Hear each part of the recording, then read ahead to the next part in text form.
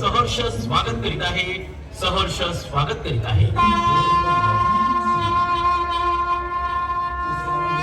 यंदाच्या शिवजयंती उत्सवानिमित्त आपल्यासमोर सहर्ष सादर करीत आहोत, सहर्ष सादर करीत आहोत. 18 पगड जातींना घेऊन हिंदवी स्वराज्य निर्माण करणाऱ्या शिवाजी महाराजांचा तुळजाभवानीची मूर्ती प्रतिष्ठापना करतेवेळी सामाजिक समरसतेचा विचार स्पष्ट करणारा प्रसंग सहर्ष सादर करीत आहोत, सहर्ष सादर करीत आहोत.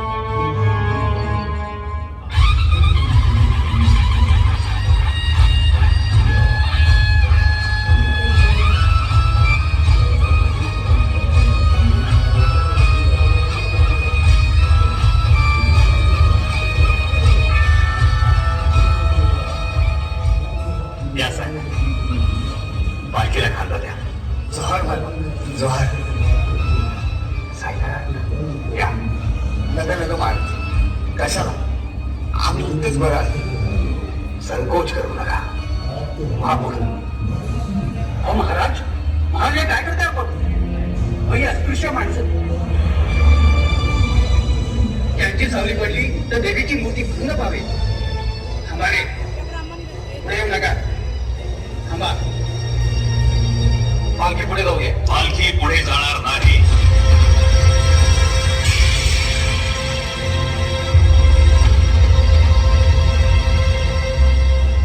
काय म्हणत होता पण विश्वनाथ भट? यांची सावली पडली तर देवीची मूर्ती भंग पावे. हो, एवढी ताकद आहे यांच्या सावली. म्हणजे असं की विश्वनाथ भट जर असे असते तर अफजल खानानं मूर्त्या फोडण्यासाठी यांच्या सावलीचाच उपयोग केला असता. तो कशाला खर आणि हातोडे मारत बसला असता मूर्ती? असं नाही, म्हणजे पावित्र्य भंग पावे. विश्वनाथ भट आम्हाला एक सांगा, हे देऊळ कोणी बांधले?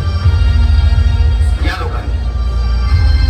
पुन्हा दानात छन्नी हातोडे घेऊन एक एक दगड एक एक चिरा कोणी घडवला? यांनीच. ज्या आई भवानीच्या मूर्तीची आपण प्राण प्रतिष्ठापना करणार आहात, ती मूर्ती कोणी घडवली? यांनीच ना? जर सर्व काही याच हातांनी घडवले असेल तर ते घडवताना यांचा हजारदा त्या मूर्ती स्पर्श झाला असेल, हजारदा त्यांची सावली पडली असेल. हे सगळे चालते. मला आता का माझी शिकले? महाराज, आम्ही आता देवीच्या मूर्ती शुचिरभूत करून मंत्राने सिद्ध आणि पवित्र केली. देवीच्या मूर्तीला शुचिरभूत होण्यासाठी आपल्या मंत्रांनी सिद्ध आणि पवित्र होण्याची गरज केव्हापासून भासू लागली विश्वनाथ भट? महाराज, स्वराज्यासाठी यांनी रक्त सांडलेलं चालतं ना? यांची सावली चालत नाही. विश्वनाथ भट, शिवांच्या बरोबर लढणारे झुंजणारे लोक कोण आहे? या 18 पगड जाती जमातींच्या खांद्यावरच स्वराज्य उभे आहे निर्धास्तपणे. हे राज्य रयतेचे आहे. 18 पगड जातींनी घाम आणि रक्त गाळून उभे केलेले स्वराज्य आहे. त्यामुळे या स्वराज्यात जाती धर्माला थारा नाही. म्हणूनच तर आमच्या सैन्याला आधी मावळा हे नाव दिले आहे. आणखी एक, या स्वराज्यात आम्हाला स्वातंत्र्याबरोबरच समानता हवी आहे. समानता. पुन्हा गल्लत नको. जी महाराज. विश्वनाथ भट अहो, अस्पृश्यता या एका विषारी विचारानं समाजाचा एक अवयव विकलांग होत चाललाय. शास्त्र तेजाची संवेदना बधीर होत चालली आहे. विचार गोठलाय, चैतन्य हरपले आहे. नकोय हे ऐसे स्वराज्य आम्हाला, आमच्या आऊसाहेबांना नकोय. स्वराज्य ऐसे हवे आहे की सर्व जाती धर्माचे लोक हातात हात आणि गळ्यात गळा घालून एकत्र आनंदानं नांदतील. त्या सैन्यात पालखीला खांदा लावा. सैन्यात या, पालखीला खांदा लावा.